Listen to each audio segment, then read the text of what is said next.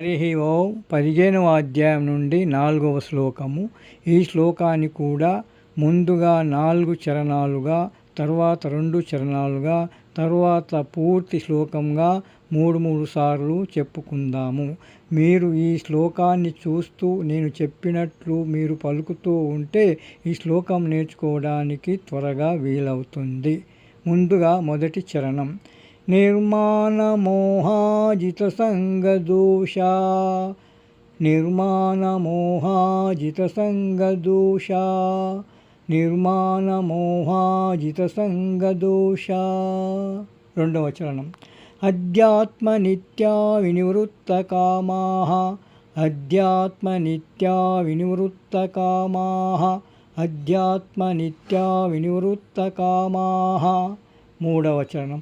ద్వంద్వైర్విముక్తాః సుఖదుఃఖసంఘే ద్వంద్వైర్విముక్తాః సుఖదుఃఖసంఘే ద్వంద్వైర్విముక్తాః సుఖదుఃఖసంఘే.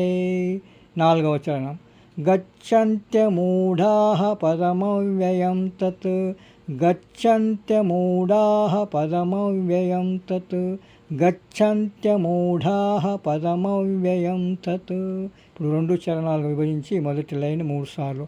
నిర్మాణమోహాజితసంగదోషా అధ్యాత్మనిత్యా వినివృత్తకామాః నిర్మాణమోహాజితసంగదోషా అధ్యాత్మనిత్యా వినివృత్తకామాః నిర్మాణమోహాజితసంగదోషా అధ్యాత్మనిత్యా వినివృత్తకామాః.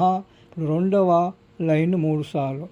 ద్వంద్వైర్విముక్తాః సుఖదుఃఖసంఘే ద్వంద్వైర్విముక్తాః సుఖదుఃఖసంఘే గచ్చంతి మూఢా పదమవ్యయం తత్ ద్వంద్వైర్విముక్తాః సుఖదుఃఖసంఘే గచ్చంత్యమూఢాః పదమవ్యయం తత్ ద్వంద్వైర్విముక్తాః సుఖదుఃఖసంఘే గచ్చంత్యమూఢాః పదమవ్యయం తత్.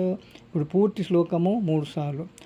నిర్మాణమోహాజితసంగదోషా అధ్యాత్మనిత్యా వినివృత్తకామాః ద్వంద్వైర్విముక్తాః సుఖదుఃఖసంఘే గచ్చంత్యమూఢాః పదమవ్యయం తత్ నిర్మాణమోహాజితసంగదోషా అధ్యాత్మనిత్యా వినివృత్తకామాః ద్వంద్వైర్విముక్తాః సుఖదుఃఖసంఘే గచ్చంత్యమూఢాః పదమవ్యయం తత్ నిర్మాణమోహాజితసంగదోషా అధ్యాత్మనిత్యా వినివృత్తకామాః ద్వంద్వైర్విముక్తాః సుఖదుఃఖసంఘే గచ్చంత్యమూఢాః పదమవ్యయం తత్.